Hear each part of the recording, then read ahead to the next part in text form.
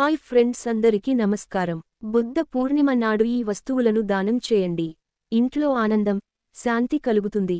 బుద్ధ పూర్ణిమ, వైశాఖ పూర్ణిమ, బుద్ధ జయంతి అని కూడా పిలుస్తారు. ఇది బౌద్ధులకు అత్యంత ముఖ్యమైన పండుగలలో ఒకటి. బుద్ధుని జన్మ, జ్ఞానోదయం, మహాపరినిర్వాణానికి సంబంధించిన త్రివేణి స్మరణ పవిత్ర పండుగ. ఈ సంవత్సరం 2024లో బుద్ధ పూర్ణిమ గురువారం, మే 23న వస్తుంది. ఈ రోజు కూడా వైశాఖ మాసం పౌర్ణమి రోజు. ఇది చాలా పవిత్రమైన రోజు. వైశాఖ మాసంలో దానానికి ఎంతో ప్రాధాన్యత ఉంది. అందుకే ప్రజలు కూడా ఈ సందర్భంగా రకరకాల విరాళాలు ఇస్తుంటారు. బుద్ధ పూర్ణిమ రోజున కొన్ని ప్రత్యేక వస్తువులను దానం చేయడం వల్ల ఇంట్లో సుఖశాంతులు కలుగుతాయని, అనేక ప్రయోజనాలు లభిస్తాయని ప్రజల్లో ఒక నమ్మకం. శాంతి, సౌభాగ్యం కలుగుతుందని విశ్వసిస్తారు.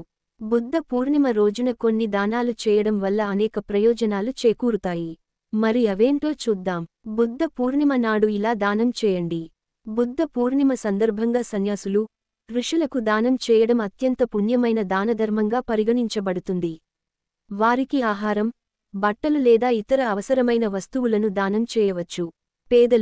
పేద పిల్లలకు పుస్తకాలు, పెన్నులు, కాపీలు, బ్యాగులు మొదలైన విద్యా సామగ్రిని దానం చేయడం వల్ల పుణ్యం కలుగుతుంది.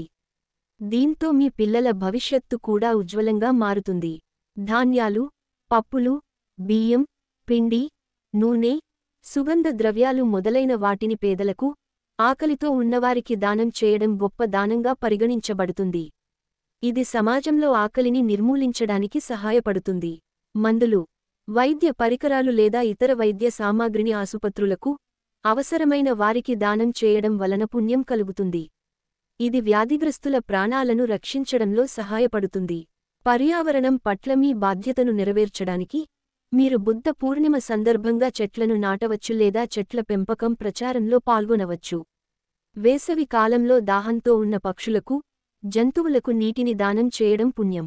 బహిరంగ ప్రదేశాల్లో మట్టి పాత్రలో నీటిని ఏర్పాటు చేయొచ్చు. దేవాలయాలు, గోశాలలు లేదా ఇతర మత సంస్థలలో విరాళాల పెట్టెల్లో విరాళం ఇవ్వవచ్చు. ఇది జీవితంలో ఆనందాన్ని కాపాడుతుంది. ఈ విషయాలను కూడా గుర్తుంచుకోండి.